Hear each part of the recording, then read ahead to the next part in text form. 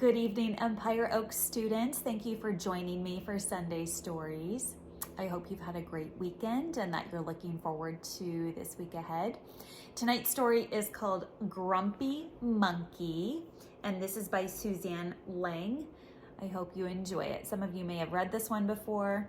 I also have another fun one that I'll read another night, but this one's Grumpy Monkey Up All Night. Okay, but I wanted to start with the original. And this one is a great story about feelings and empathy and friendship. You can see Sunny is here with me this evening. Hi, Sunny.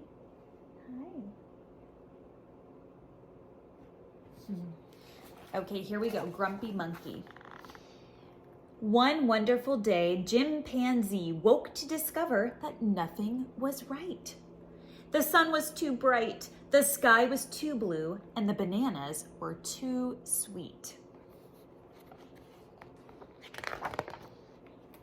Jim was confused. What's going on? Maybe you're grumpy, suggested Norman from next door. I'm not grumpy, Jim insisted. On his walk, he met Marabou. Jim's grumpy, Norman told Marabou. Why are you grumpy, Jim? Asked Marabou. It's such a wonderful day. Grumpy? Me? I'm not grumpy, said Jim. But look at how you're standing, Marabou said. It's true, said Norman. You're all hunched. So Jim loosened up. Then he ran into Lemur. Jim's grumpy, Norman told Lemur. Why are you grumpy, Jim? Asked Lemur. It's such a wonderful day. Grumpy? Me? I'm not grumpy, said Jim. Your eyebrows look grumpy, said Lemur. It's true, said Norman. They're all bunched up. So Jim raised his brow.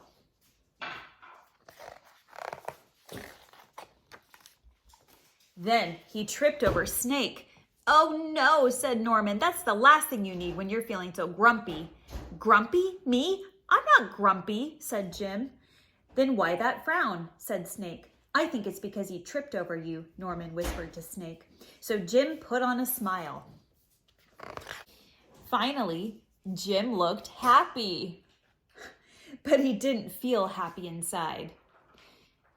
Look at his face.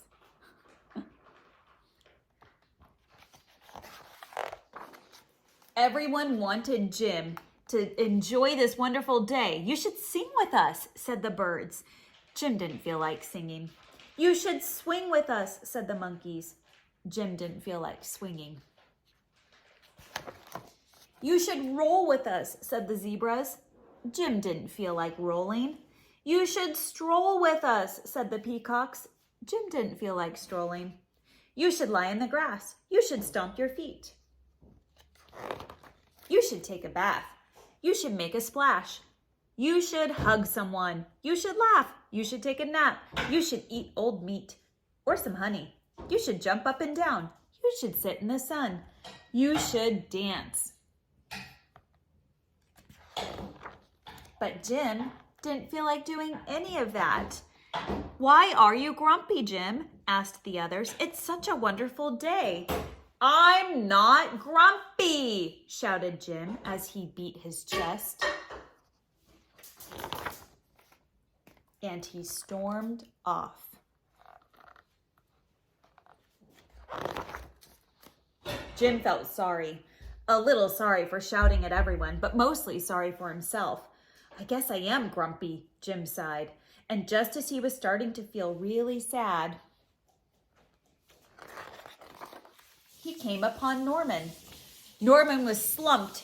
His eyebrows were bunched up and he was frowning. What's the matter? Are you grumpy? Asked Jim. No, I danced with Porcupine, said Norman.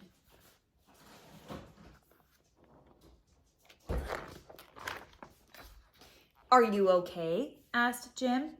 It hurts, but I'll probably feel better soon enough, said Norman. Are you still grumpy?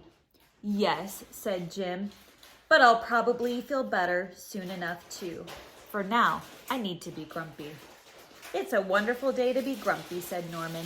And Jim agreed. And he already felt a little bit better.